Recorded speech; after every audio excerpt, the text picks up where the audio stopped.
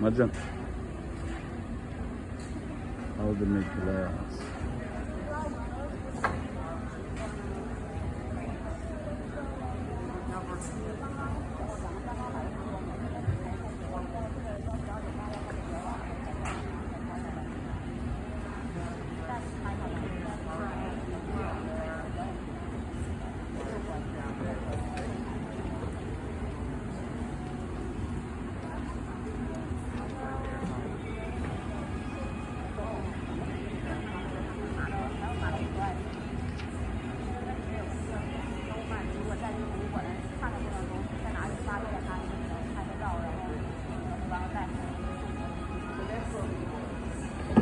All right.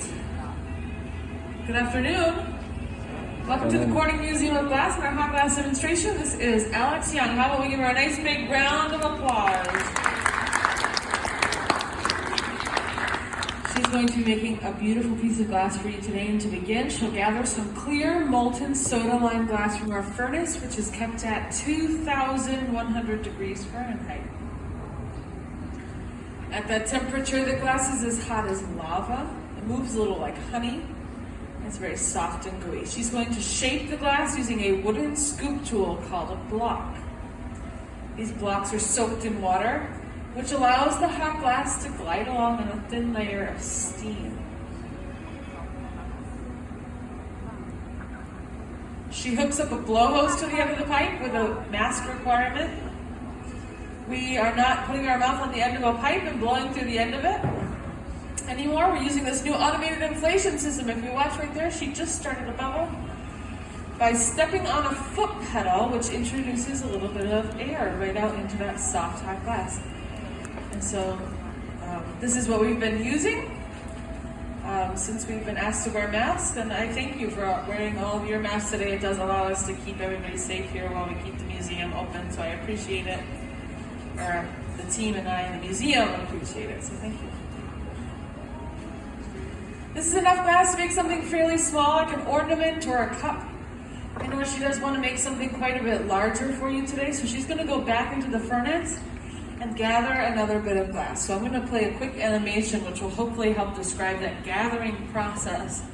There's our furnace. Inside the furnace there's about 1,000 pounds of clear molten soda lime glass. She'll go in, she'll push the bubble below the surface, she'll keep the pipe turning in one direction, and in a process called gathering, she'll come out with a nice big gather of glass. She'll sit back down the bench and she'll use another wooden scoop tool to shape, center, and cool the hot glass. These blocks are carved from a block of cherry wood. We like to use fruit woods. Fruit woods have a dense grain pattern and a low resin content, so they burn away nice and even. There's not a lot of sap that would boil out of the wood and leave a residue on the surface of the glass. She'll hook up the blowhose once again, and then she'll use the local newspaper right in the palm of her hand to shape, center, and cool the hot glass.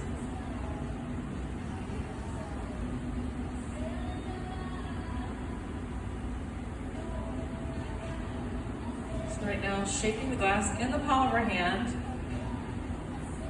with the folded up newspaper. It is soaked in water, so it makes a nice flexible wet pad. The glass glides along on the thin little beads of steam. Never really touches the paper. She's going to drop the glass down into an optic mold. These molds are made of cast aluminum, or the one she's going to be using is made of cast aluminum. You can see we've got many of them under the marburing table here. They all come in different sizes and different shapes. Some of them have more or less ribs. What she's going to do is drop this and blow it into in the mold. It's going to leave thicker and thinner areas or ribs, which will change the way the light catches the glass. So she dropped it in there, now she comes out. If you look up at the screen, you can see it has those thicker and thinner areas or ribs. Now she'll spend a little time heating this up. She doesn't heat it up too much. If she heated it up too much, she'd melt away all those ribs. She got it just hot enough to be able to shape it some more. She holds the glass at an angle which starts to stretch and elongate the shape. And then she's squeezing in a line right off the end of the blowpipe. That line is going to become very important a little later on. It's where we're going to break the glass free from the blowpipe. So it's like the thin, weak lines in a chocolate bar that allow you to snap it apart and share it with your friends. Same thing, this is where she'll get the glass to break.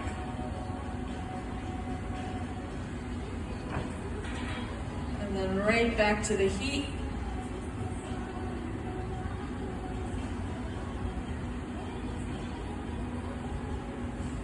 We're able to see what's going on inside this oven from a small camera. The camera sits right behind the oven and looks through a little window. That window is made of fused silica.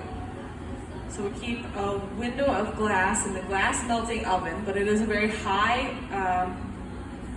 that glass has a very high melting temperature, so it won't melt in the back of that glass melting oven, whereas this soda lime glass that we're using will. This fused silica was developed here in Corning in the 1930s. Because it's optically clear, it is the glass used for the core of optical fibers.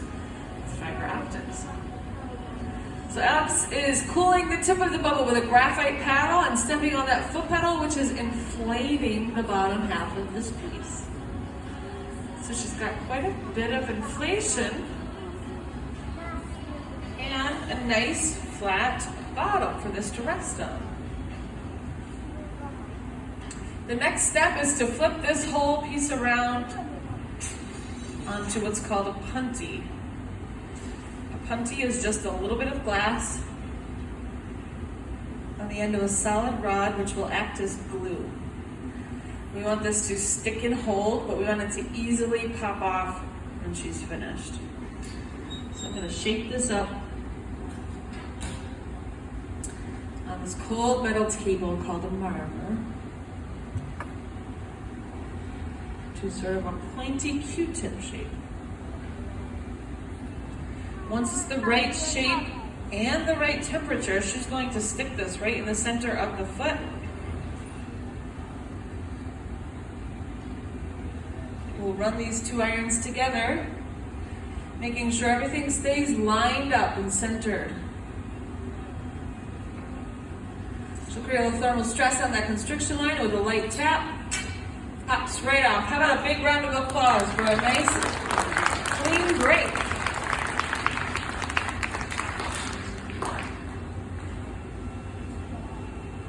Now, if you look up at the screen, you can see there is a small hole left behind. She's going to spend a little time heating that up.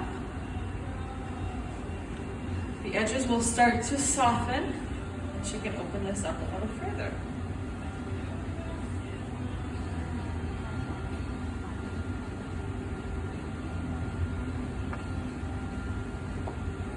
So we're using a clear soda lime glass. It's the most common glass in the world. The three main ingredients are silica sand, soda ash, and limestone. The silica sand is mined right out of the ground. The soda ash acts as a flux, so it reduces the silica's melting temperature. And then a little bit of limestone acts as a stabilizer. So she got that nice and hot. It has a nice orange glow to it. She'll go in with the blades of the jacks and she'll slowly start to open that up. She'll get in there with a set of shears and she's going to trim away the leading edge, leaving a little bit of glass for a spout. Trimming the glass is pretty easy when it's hot. It's kind of spongy, so it's easy to cut through, but it's really difficult to get it in there and to make that cut nice and even. She's going to fire polish that sharp edge. Once the edges soften, she's going to open it up a little further, create the spout, and then she'll add a handle.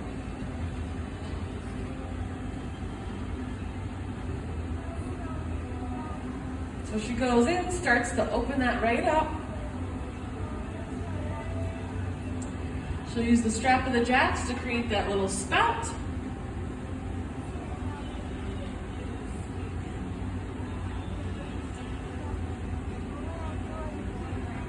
And now we're going to add a handle. She said she wanted to add a gravity handle. So these are fun. First, we need a little bit of clear glass from the furnace. That clear glass fresh out of the furnace, like I said, it moves a little like honey. It would drip all over the piece if we brought it over like this. So what I have to do is let this cool off so she can make a handle out of it. So I'm going to shape and cool this on a cold metal table called a marble.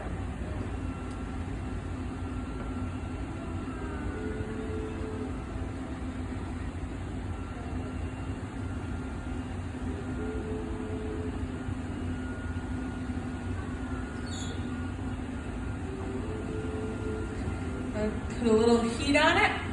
She'll stick it on, stretch it up, and then she's going to let gravity pull it back on to the side of the piece.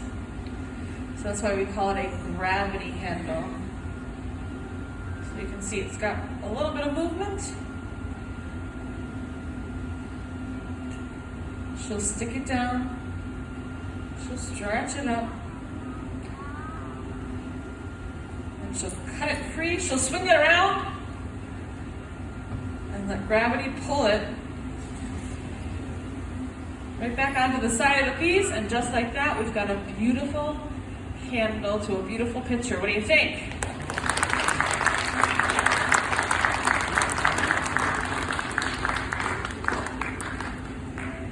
The next step for this beautiful picture is a slow cooling process. That process is called annealing, and the glass will come down to room temperature very slowly overnight, removing all the stress, letting the whole thing cool nice and evenly. To remove it from that punty, she's going to add a few drops of cold water to the punty connection, and with a very light tap, this should pop right up.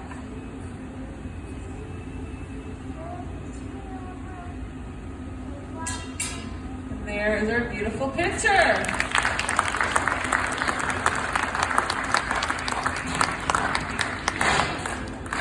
This picture is still around 1,000 degrees.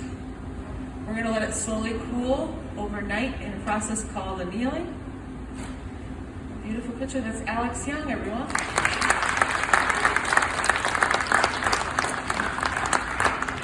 And that is our demonstration. Are there any questions? All right, well, enjoy the rest of your visit. Thanks for coming in today, and a happy New Year.